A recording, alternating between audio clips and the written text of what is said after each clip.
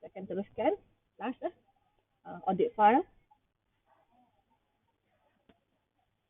Audit file kita boleh bahagikan kepada dua. Yang paling utama, right? Maksudnya kat sini, mana-mana audit file semua pergi memang akan ada dua jenis yang ini. Okay.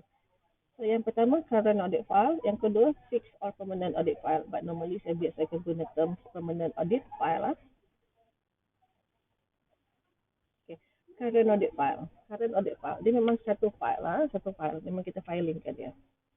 So dalam current audit files, it relates specifically to the audits of particular sets of accounts and it relevant to the year under audit content. Okay, maksud dia, documents ataupun apa saja material seperti documents, audit dividends yang kita filingkan dalam current audit file adalah relate dengan current year sahaja.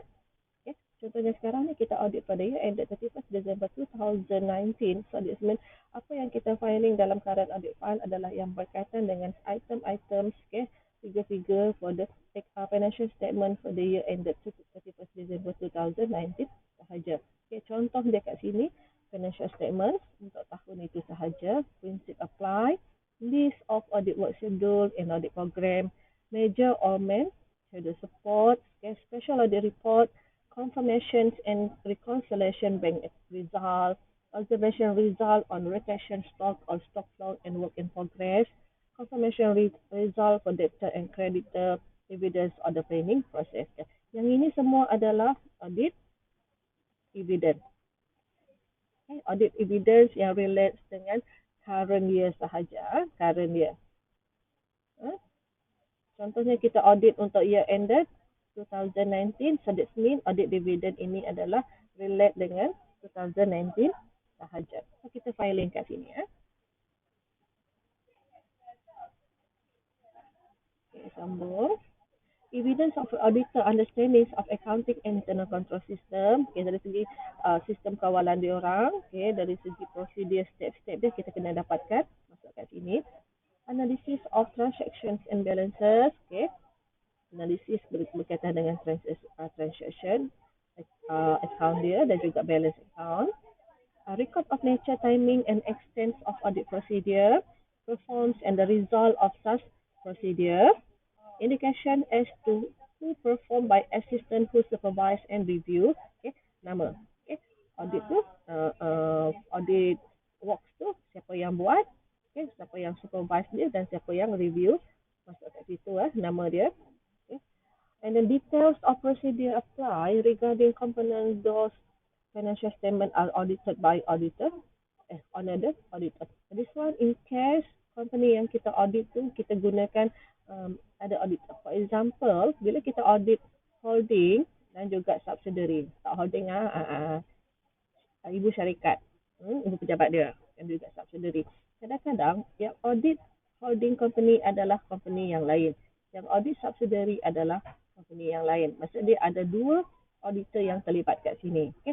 So, kalau kita menggunakan kerja yang dibuat oleh auditor yang lain, so jangan lupa masukkan prosedur apa yang digunakan oleh another auditor. Okay. Next adalah letter of representation received from entity. This one is management representation letter. Yang ini kamu dah belajar semester lepas. Tengok balik. Buka balik buku kamu semester lepas, chapter planning. Letter of representation received. Management representation letter. Okay. Masukkan semua dalam current audit file. Okay. Yang kedua, permanent audit file. It is used more than one financial year and file is built only one file which is continuously used for reference. It comprises matters of continuing importance affecting the auditor. Okay. Permanent audit file kat sini adalah satu client, satu permanent audit file. Tak kisahlah kita audit dia untuk tempoh setahun ataupun kita audit dia untuk tempoh 3-4 tahun berterusan, kita hanya wujudkan satu sahaja permanent audit file. Dia satu sahaja. Okay.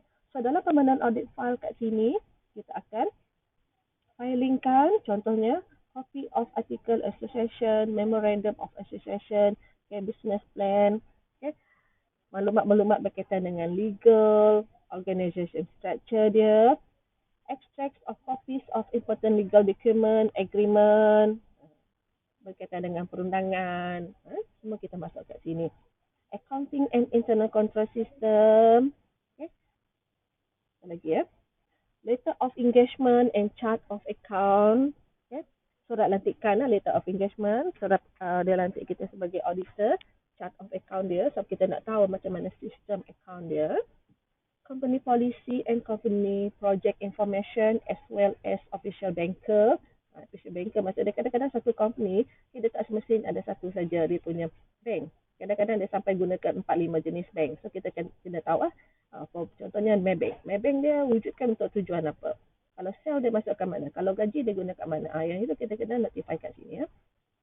Minutes meetings ada boards of director and annual general meeting. Okay, setiap kali AGM, okay, minutes dia kita dapatkan kopi, masukkan dalam permanent audit file.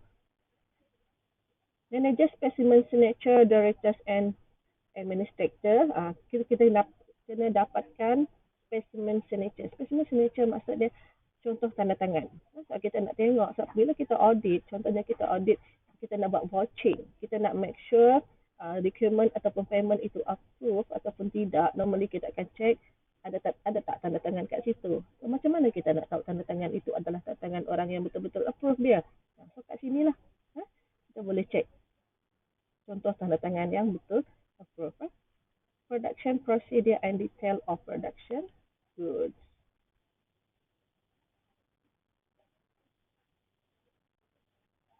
Okay. Tambahan kat sini adalah tambahan untuk correspondent file. Correspondent file kat sini actually dia tak not necessary. Okay. Yang paling utama syarikat audit firm dia kena wujudkan permanent audit file dan current audit file sahaja. Okay. Tapi ada tambahan kat sini. Correspondent file. Correspondent file ini hanya berkaitan dengan untuk tujuan communication between auditor and client. Okay. This day, such communication is no longer limited through exchange of letter, but also include email, fax, and memo. Okay. Kalau dulu tukar-tukar surat kirim ni dapat seorang. Okay. The file would normally contain the following. Okay. Dalam corresponding file adalah semua jenis komunikasi. Macam mana cara kita berkomunikasi dengan klien. Tak kisahlah apa saja cara dia. Alright. Contoh dekat sini official letter from client, email yang berkaitan yang penting, print out kan dia. Copies of memo from or to auditor or clients. Kalau ada memo-memo datang daripada clients ataupun memo yang kita nak bagi clients, okay, filingkan dia, salinan dia. Notice of change of address, contact number and contact person. Okay. Kalau ada pertukaran alamat, masuk kat sini. Ataupun pertukaran contact person, mungkin sebelum ni yang biasanya kita klien kita biasa berhubung dengan si A. Tiba-tiba si A ni dah resign, so tukar kepada B pula yang kita punya kena kontak selepas tu. So kita catat kat sini ya. Okay. Okay, standard indication. Standard indication ni yang biasanya this one adalah kita kena yang ini kita wujudkan dalam muka surat utama ataupun bahagian intro untuk audit working paper kat kita. Okay. Yang ini detail nanti saya akan bagi example lah. Right. Okay.